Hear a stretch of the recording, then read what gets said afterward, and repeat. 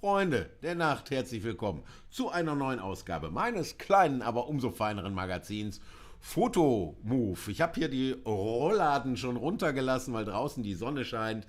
Der Sommer ist da, ihr werdet bald in die Ferien fahren und ich auch. Trotzdem heute nochmal eine kleine Folge zu dem großen Streitthema, was ist besser, JPEG oder RAW?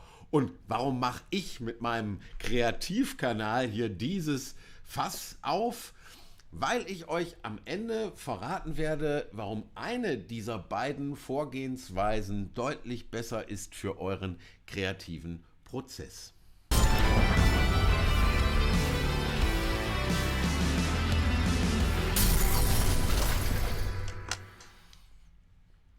Naja, und Kreativität ist hier schon das Hauptthema. Kunst, Kultur, Kreativität. Es geht immer um Fotografie, aber auch um den Blick über den Tellerrand, insbesondere in den Freitagsfolgen, in denen wir live immer um 20 Uhr auch eifrig miteinander chatten. Und ich habe auch Gäste aus allen möglichen Bereichen da. Schaut doch mal rein, wenn das etwas für euch ist. Wäre genau jetzt der Zeitpunkt, auf diesen kleinen Abo-Button und das Glöckchen zu drücken.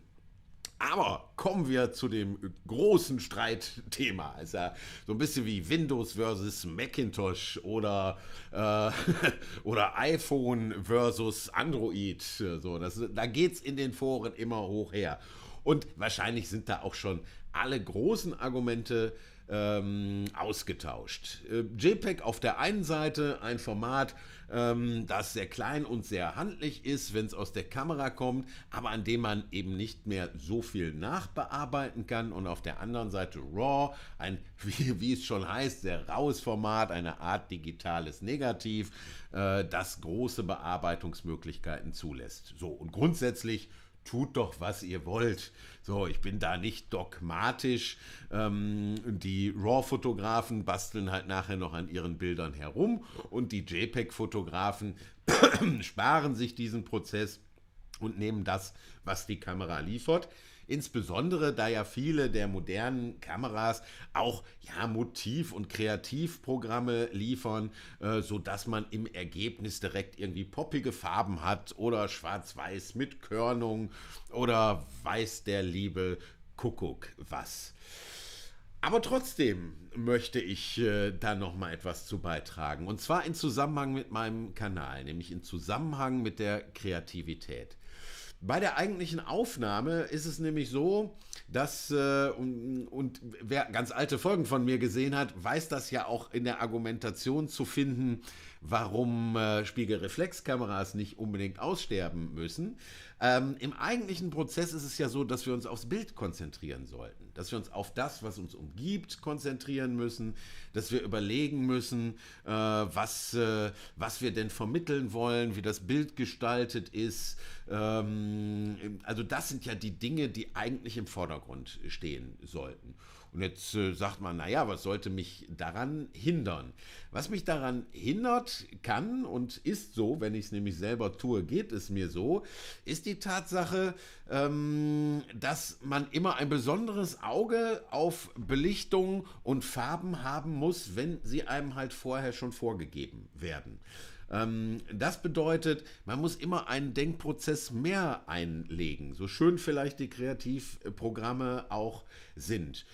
Machen wir das größte Beispiel, nur um es deutlich zu machen. Wenn ich schwarz-weiße JPEGs fotografiere, dann muss schon mein Denkprozess vorher komplett abgeschlossen sein und heißen, okay, dieses Motiv ist in schwarz-weiß besser. Das kann ja auch eine Einschränkung sein, die ganz gut ist. Ich habe ja in der vorletzten Sendung, glaube ich, auch einschränkende Maßnahmen empfohlen. Aber wie ist es mit leichten Farben? Also poppige Farben zum Beispiel. Das fällt einem im Sucher eventuell gar nicht auf. Oder gehen wir in den technischen Bereich. Was ist tatsächlich mit Schwankungen in der Belichtung?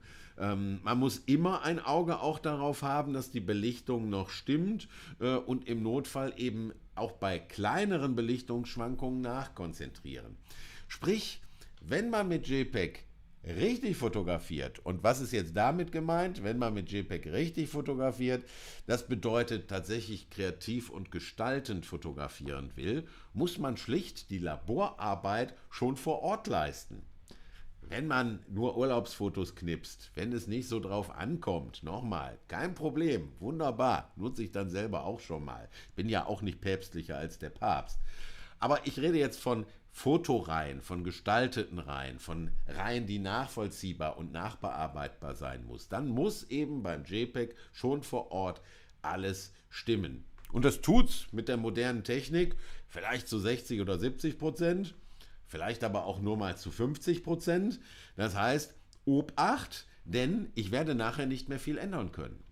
So, und das ist beim JPEG tatsächlich anders. Das JPEG hat einen sehr hohen Belichtungsspielraum, die Farben können gesetzt sein und werden wie immer ich möchte. Ich habe also die klassische Laborarbeit, jetzt eben meist nur am Rechner, bei den meisten von euch. Ich habe die klassische Laborarbeit letzten Endes noch vor mir. Und wie wir früher, als es das richtige Labor noch gab, immer gesagt haben, das Bild entsteht zweimal, einmal vor Ort und einmal im Labor. So, und JPEG, um es jetzt ganz einfach zu sagen, bedeutet, ich muss Labor und die eigentliche fotografische Arbeit in einem Schritt machen. Und ich weiß nicht, wie es euch geht, ich habe nur 2 Gehirnhälften, die kämpfen dann miteinander. Oder ich kann mich eben wie beim RAW komplett auf die Bildgestaltung, auf die Emotion, auf die Reihe, die ich vielleicht fotografieren will, auf das, was ich gestalten möchte und erzählen möchte, konzentrieren und fast alles andere nachher dann in Ruhe im zweiten Teil im Laborprozess einrichten. So, und das ist für mich ein kreatives Argument. So, wer tatsächlich in den Bereich möchte, den ich ja immer propagiere, kreativ fotografieren, in Reihe, in Serie fotografieren, sich mehr Gedanken machen, etc., für den ist RAW meines Erachtens dringend anzuraten. So, und wer jetzt schon mit den Fingernägeln über den Schreibtisch kratzt und sagt, was redet der da, sehe ich ganz anders, sehr gerne, schreibt es mir in die Kommentare, lasst uns auch gerne noch ein bisschen diskutieren. In den nächsten Wochen wird es hier etwas ruhiger werden. Es ist Sommer und es wird weniger oder andere Folgen geben. Das werdet ihr merken. Das nur so als kleiner Hinweis. Ihr könnt aber, oben ist er eingeblendet, gerne nach wie vor unter Photomove Journal, dem Hashtag, auf Instagram posten. Ich habe zumindest dann immer ein Auge drauf. Ab und an wird es dann da auch die regelmäßigen Sonntagsbildbesprechungen geben. Und ansonsten wünsche ich euch, dass ihr einen schönen Ferienort findet, dass ihr euch erholt, dass ihr schöne Bilder macht oder auch mal keine Bilder macht und euch nur erholt. Wir sehen uns auf jeden Fall wieder. Haltet die Ohren steif und bleibt mir gewogen. Tschüss!